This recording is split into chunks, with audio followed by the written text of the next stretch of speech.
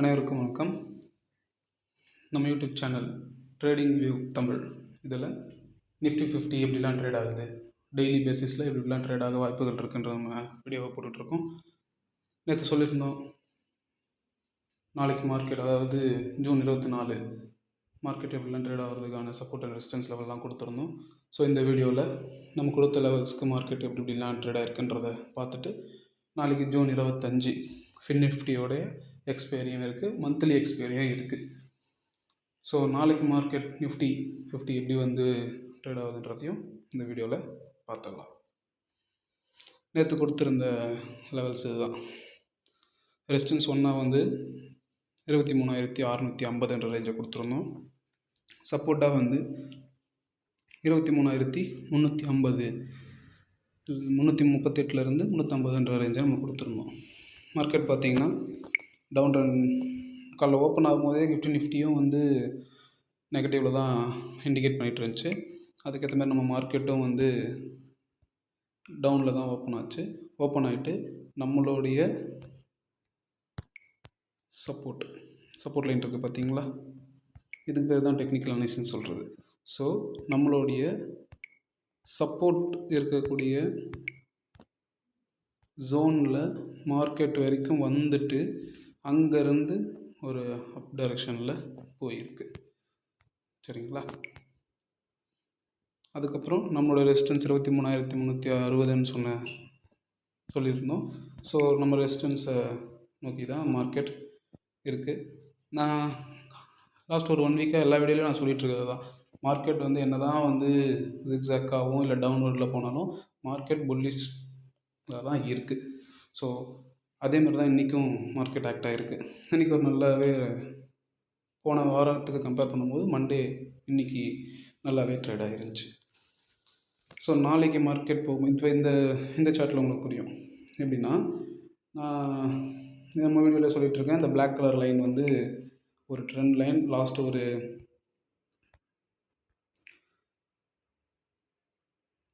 ஒரு 3 to 4 months market இந்த trend லைனுக்குள்ளே தான் ட்ரேட் ஆகிட்டு இருந்துச்சு. ஸோ எலெக்ஷனுக்கு அதுக்கு அடுத்த வீக் தான் இந்த ட்ரெண்ட் லைனை மார்க்கெட் பிரேக் பண்ணிச்சு. அகைன் பிரேக் பண்ணிவிட்டு மேலே போன மார்க்கெட் அந்த ட்ரெண்ட் லைனை ரீட்ரெஸ்ட் பண்ண வந்துட்டு இருந்துச்சு. ஃபாலோ ஆச்சு, ரீட்ரெஸ்ட் பண்ணிவிட்டு இன்றைக்கே நல்ல ஒரு ரிவர்சல் கொடுத்துருக்கு.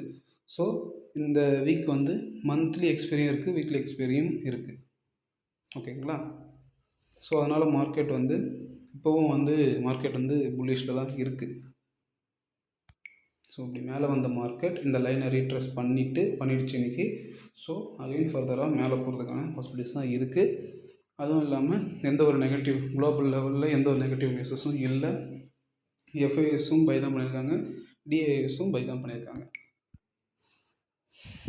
இப்போ நாளைக்கு மார்க்கெட் ஜூன் 25 அது எதெல்லாம் சப்போர்ட் அண்ட் ரெசிஸ்டன்ஸாக இருக்கும் அப்படின்னா, ஃபஸ்ட்டு ரெசிஸ்டன்ஸாக இன்றைக்கி டே ஹை 23,550 அந்த ரேஞ்சில் இருக்கும்.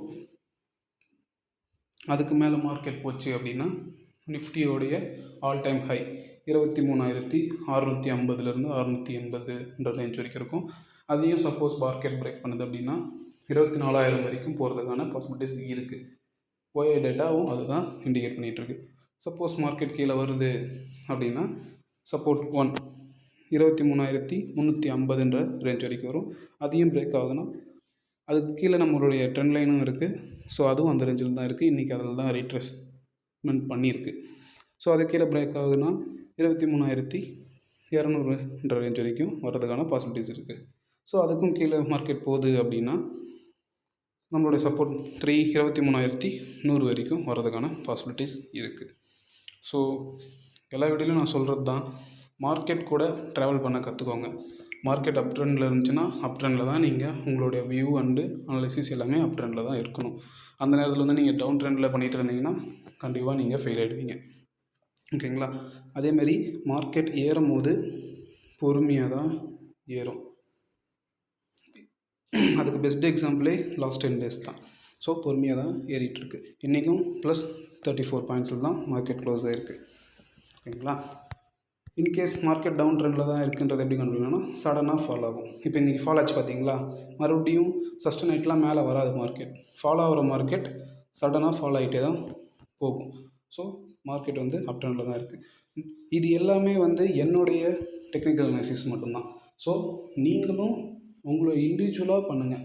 யாரையும் சொல்கிறாங்க இல்லை அவங்களோட வீடியோ பார்த்து பண்ணுறேன் அந்த மாதிரிலாம் பண்ணாதீங்க. நீங்கள் ஓன் இன்ட்ரெஸ்ட் எடுத்து அதுக்காக டைம் தினைக்கும் ஒரு 1 ஹவரோ இல்லை ஒரு 1/2 ஹவரோ அதுக்காக ஸ்பெண்ட் பண்ணி நீங்கள் ஒரு டெக்னிக்கல் அனாலிசிஸ் பண்ணுங்கள். ஓகேங்களா? இது எல்லாமே என்னோடய வியூ தான்.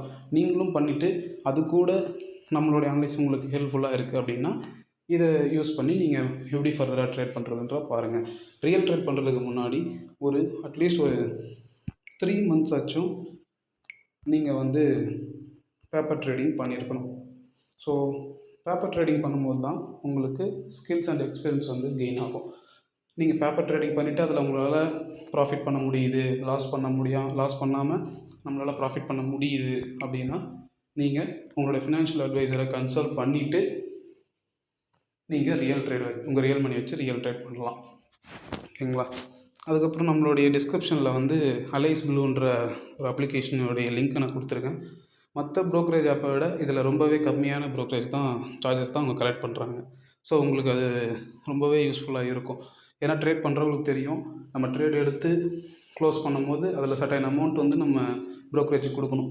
மற்ற ஆப்ஸ்லாம் வந்து நிறையா நம்ம ட்ரேட் பண்ணி லாஸ் பண்ணிட்டா நம்மளோட லாஸ் அமௌண்ட்டு ப்ளஸ் ப்ரோக்கரேஜ் அப்படி தான் போகும். ஸோ இந்த அலைஸ் ப்ளூவில் வந்து ரொம்பவே கம்மியாக இருக்குது. யூஸ் பண்ணி பாருங்கள், உங்களுக்கு ரொம்ப ஹெல்ப்ஃபுல்லாக இருக்கும். ஸோ நாளைக்கு மார்க்கெட் எப்படிலாம் ட்ரேட் ஆகிறதுக்குன்றதை நம்ம சொல்லியிருக்கோம். ஸோ நாளைக்கு நம்ம பார்ப்போம் எப்படி இருக்குன்ட்டு. இது ஒரு மந்த்லி எக்ஸ்பீரியன்னும் போது நல்ல ஒரு மூமெண்ட்டு கிடைக்கிறதுக்கான பாசிபிலிட்டிஸ் இருக்குது. ஈவன்